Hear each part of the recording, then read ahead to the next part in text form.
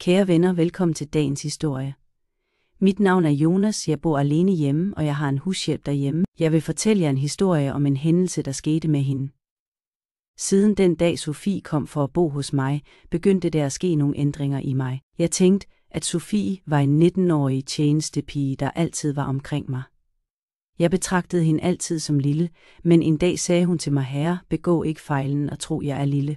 Efter den nat var jeg forbløffet. Den nat opførte Sofie sig ikke som en 19-årig pige, men som en 25-årig kvinde. Jeg begyndte at føle, at Sofie ikke længere bare var en almindelig tjenestepige. Der var en anderledes intelligens og modenhed i hendes opførsel, som jeg aldrig havde set før. En nat, mens jeg gjorde mig klar til at sove, sagde Sofie pludselig: herre, tænker du nogensinde på, at alt kan ske i livet? Jeg kiggede overrasket på hende. Hvad mener du, Sofie, spurgte jeg.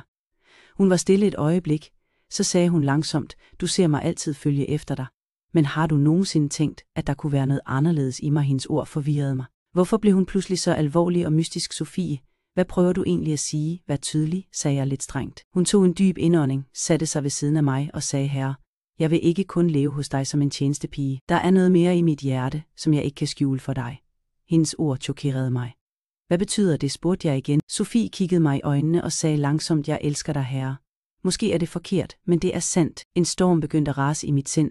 Jeg havde aldrig tænkt på Sofie på den måde. Hendes ord var fuldstændig uventede for mig, og jeg vidste ikke, hvordan jeg skulle håndtere situationen. Den nat kunne jeg ikke sove ordentligt. Sofies ord skabte uro i mit sind. Fra næste dag bemærkede jeg, at der var sket en mærkelig forandring i Sofies opførsel. Hun var ikke længere som før. Der var en slags selvtillid og mod i hende, som jeg aldrig havde set tidligere. Hvad fortalte denne forandring? Var Sofie virkelig den, hun viste sig som? Eller var der noget mere hemmeligt i hende? Historien slutter ikke her.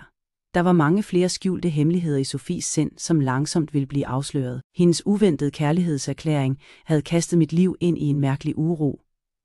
I nogle dage forsøgte jeg at holde afstand til hende, men hun fandt altid en eller anden undskyldning for at komme tæt på mig. Hendes forandrede opførsel og en mærkelig glød i hendes øjne gjorde mig utilpas. En dag sad jeg i mit værelse, da Sofie stille kom og satte sig ved siden af mig. I hendes hånd var der en gammel æske. Hun åbnede æsken langsomt og tog et brev frem.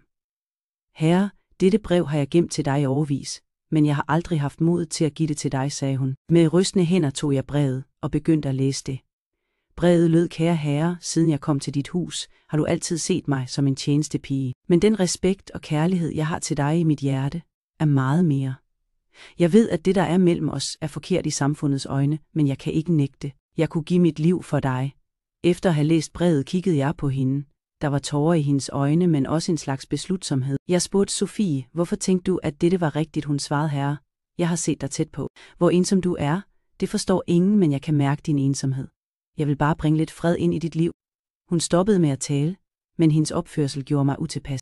Jeg sagde roligt: jeg værdsætter dine følelser, Sofie, men vores forhold har altid været mellem en herre og en tjenestepige. At ændre det på denne måde ville ikke være rigtigt. Sofie svarede ikke. Hun sad bare stille. Jeg lagde min hånd på hendes og sagde: du betyder meget for mig, Sofie, men vi skal respektere vores grænser. Hun nikkede langsomt, men der var en usynlig smerte i hendes øjne. Den nat følte jeg, at Sofies hjerte var tungt. Nogle dage senere bemærkede jeg, at hendes opførsel igen blev mærkelig. Trods mange forsøg kunne jeg ikke holde mig tilbage. Den nat flød jeg ind i et nyt hav af glæde med Sofie. Hun nød det meget. Efter lang tid med fornøjelse blev Sofie rolig, og vi stod op, friske, og sov derefter. På den måde tilbragte jeg 2 til 3 måneder med Sofie.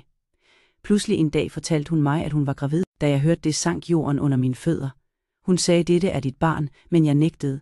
Derefter gik hun til lægen og fik ordnet det hele. Alt blev som før igen. Hun begyndte at arbejde med samme entusiasme som tidligere. Jeg tænkte, at hun måske havde lært at kontrollere sine følelser og havde succes med det. Men en dag, da jeg kom hjem, var Sofie ikke der. Jeg ledte efter hende i hele huset, men hun var ingen steder at finde. En ven fortalte mig, at Sofie sidst var set ved flodbredden. Jeg løb derhen, men det var for sent. Sofie havde besluttet at springe i floden. Hendes beslutning påvirkede mig dybt. Jeg havde aldrig forestillet mig, at mit afslag ville tvinge hende til at tage en så stor beslutning. Jeg kunne ikke stoppe hende. Efter Sofies død sank mit liv ind i en mærkelig stilhed.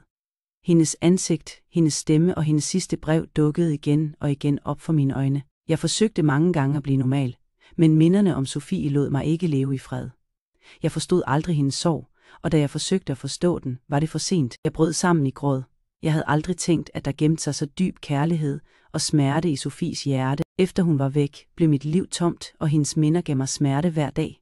Den dag tog jeg en beslutning. For at vise respekt for Sofies minder skabte jeg et lille sted, hvor jeg placerede hendes dagbog og æsken. Hver dag gik jeg derhen, mindedes hende og lettede mit hjertes byrde. Mange år senere forsøgte jeg at tilgive mig selv. Jeg lærte, at kærlighed kan komme i enhver form, og vi må forstå og acceptere den. Nå, kære venner, dagens historie slutter her. Hvis I kunne lide vores historie, så giv venligst dette video et like. Hvis I ikke har abonneret på vores kanal endnu, så gør det med det samme, for denne kanal er lavet kun for jer. Jeg møder jer i næste video.